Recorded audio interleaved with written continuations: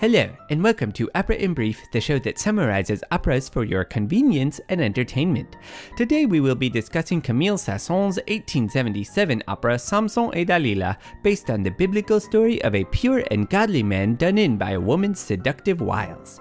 So Act 1 begins in Gaza outside the temple to the Philistine god Dagon. The Hebrews, oppressed by the Philistines, beg God for mercy. Samson, the strongest man, like ever, busts on stage and tells them to have faith in God.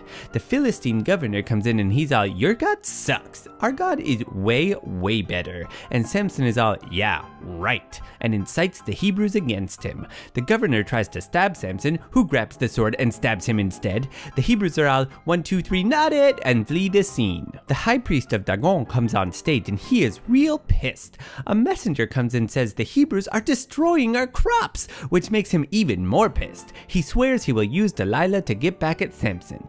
Enter Delilah. She and the other ladies sing about the joys of springtime, which is totally what you think it is. Samson is, let's say, enthralled. A couple of Hebrew elders try to dissuade him, so Delilah and the others crank it up to 10 with a seductive dance. The trick works, and Samson and Delilah make their way to her place to do some dancing of their own. End Act 1. Act 2 begins at Delilah's place. She sings of her victory over Samson. Her celebration doesn't last long though. The priest comes on stage to thunder and lightning and tells her that the Philistines have lost to the Hebrews. He tries everything to get her to stop Samson and she's all, "Absolutely.